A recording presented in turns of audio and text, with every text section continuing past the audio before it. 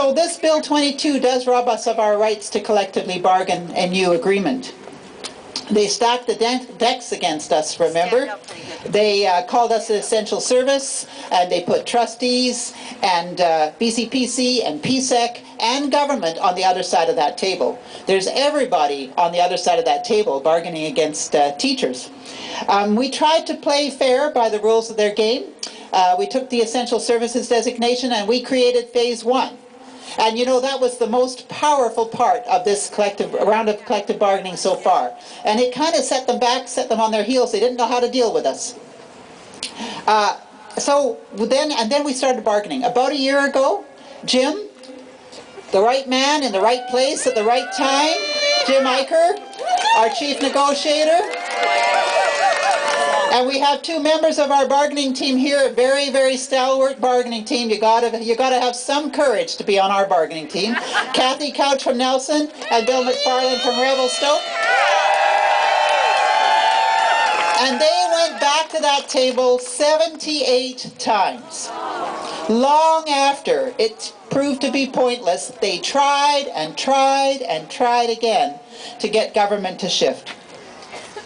But government was absolutely intransigent. Net zero, no money, no rights, and further strips. We are not just facing a net zero mandate. We're facing a negative zero mandate, and the kinds of strips they have are to basic kind of civil rights that have grown up in collective agreements over the decades, over even the centuries.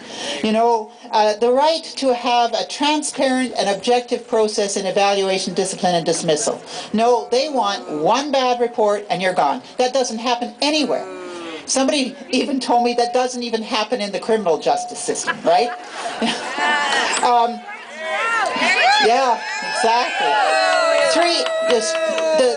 The erosion of seniority in terms of fair process with transfer and layoff and post and fill. Seniority is that basic right that workers identified and struggled for and finally won decades ago, because you can't trust employers on their own to not have biases, to not have prejudices, to not use nepotism, to not even be homophobic. You know, when I first started teaching in a profession that's predominantly female, there were no women principals. There were no women superintendents. I mean, that's only in my lifetime, right? So that's why you have seniority, to guarantee an objective process that's free from bias, that makes sure that the criteria for selection, for transfer, for post and fill are all objective. Everyone can see it. It's transparent. It's not a process that protects incompetence. It's not a process that places a physics teacher in a math position, or me teaching Irene's job doing physics. Like, would you think? No, sorry, bloody way. There is no blood, and for crying out loud, it's just completely nonsensical and counterintuitive, but that's what they're saying. And then they're also, the last set of strips is about our professional autonomy to design professional development to meet your own needs. I mean, it's just a crazy set of strips that they have at the table that will really, really take the quality of public education and tear strips out of it. Again and again and again. So they stacked the deck against us, they called us an essential service, and all of that, we played by the rules. We didn't get them to move an iota at the table over a year of bargaining because they knew they had an escape hatch. George Abbott, in March of 2011, held out the promise of legislation. Held out the promise of legislation to our employers, so what gave them the incentive to actually bargain? They had a net zero mandate and the promise of a legislative escape hatch, and on Thursday, after the fact finder tables his report, that afternoon, our Minister of Education said, yep, we can't get a deal with teachers, so we're going to legislate you back to work. You know, you just cannot fathom what this government is thinking. At the end, we even asked for mediation.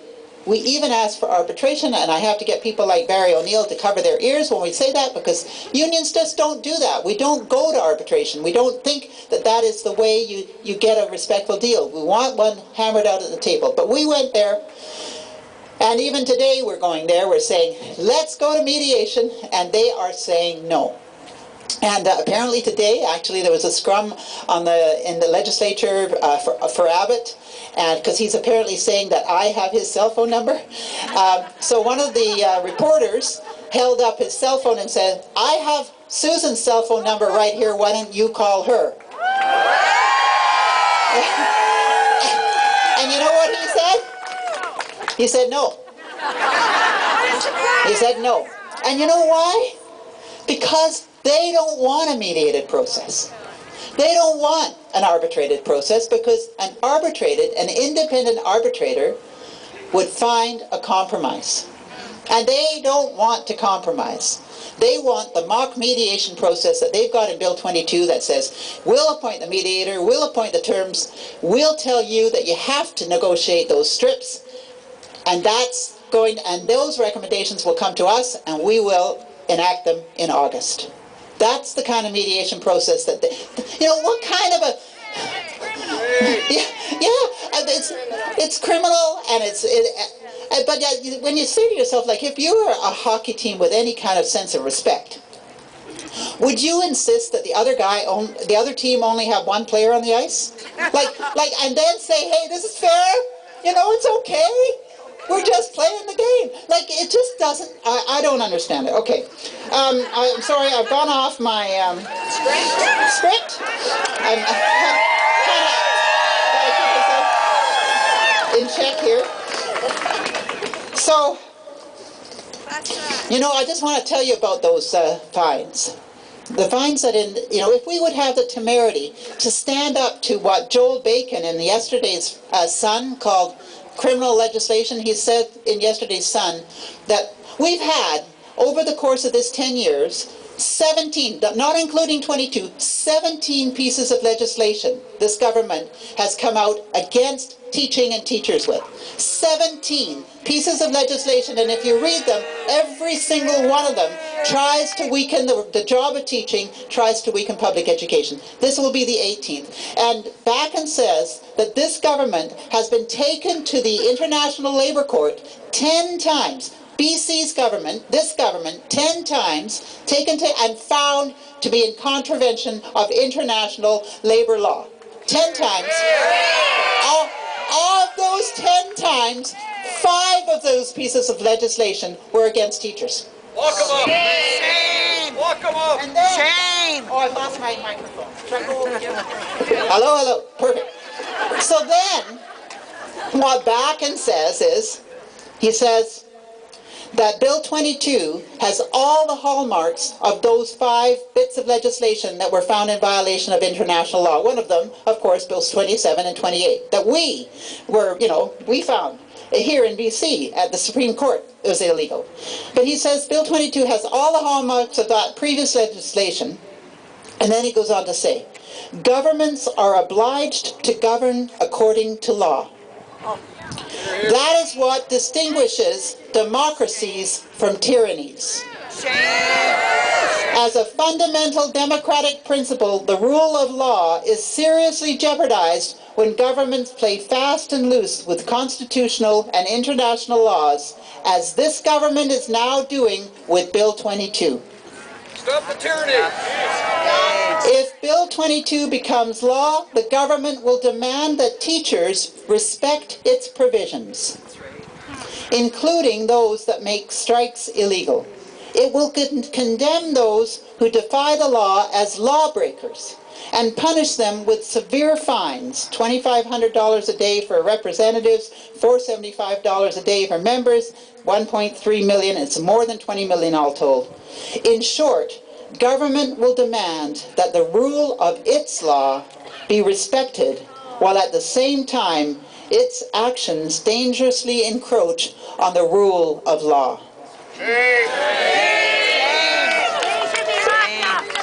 They should be. Lock them up. Throw away the key. And that's just on the bargaining part of this bill. of Bill 22. Then on top of that, the bill takes all the previous Liberal legislation in Bill 33 that gave us a shred of accountability around funding for lower class sizes, around funding for programs and services for children with special needs, and strips that out. So there is no obligation from government after Bill 22 to do anything in terms of reasonable and adequate funding for public education. So it's not only our bargaining rights, but this is an assault on public education itself. And then it's an assault on law, because it says that Bills 27 and 28, it redresses Bills 27 and 28. Now remember, that was found to be illegal. So on one page of Bill 22, they strip out from the School Act the 27-28 provisions, and then on another page, they put them back in word for word. That's how they address the court decision. It's unbelievable. And then the fourth aspect, there's four aspects of this law, and every single one of them are just unbelievable. The fourth aspect is what they now are calling the Learning Improvement Fund. $30 million, they say, Abbott says, and he says this as if he doesn't even blink. $30 million for children with special needs. When he knows that if you freeze education budgets from this year to next to $4.7 billion, it's a costly enterprise, if you freeze it, you're cutting $137 million out of education budgets. So you're cutting out $137 million, you're putting 30 back in, that's $100 million plus shortfall that districts across the province are going to take out of your classrooms and out of services for children with special needs. What breathtaking hypocrisy is that? I just don't understand how you can even talk to a person who says such things. How can you have a decent conversation? So, Premier Clark today said that, it doesn't matter what we do, it's going to go through. So that's the kind of democracy we live in. That's not democracy. That is not democracy. You're absolutely right. It's arrogance. It's arrogance, and it's disrespectful, and it's contemptuous. But the people of BC demand better. The people of BC have spoken over and over again in polls. They support teachers, they support teaching, they support your right to a cost of living increase, and they demand that this government appoint a mediator and an arbitrator and get a fair and reasonable deal for teachers. That's what the people of BC want. And you know what? This government has to know that, and they have to know that if they shove democracy aside and they push this bill through, that we are going to resist. We must resist. We must resist for ourselves, we must resist for the kids we teach today, and we must resist for our children and our children's children. My grandchildren are going to school in this province, and they're going to go to public school, and it's going to be a high-quality public education, and that's because you and me and all of us are not going to allow this to happen. We will, with all our wit and all our strength and all our resolve, continue to fight this fight. We cannot allow this government to not understand that, well, they understand this. This bill is such a cynical bill. It's such a hypocritical bill. It's such a politically corrupt and disgusting bill. It's a bill about politics. It's not a bill about education. They need to know that we will not rest. We will not waver. We will never be complicit. We will never be compliant. Yes, they need to know that we will resist every inch of the way. Thank you so much. Take care.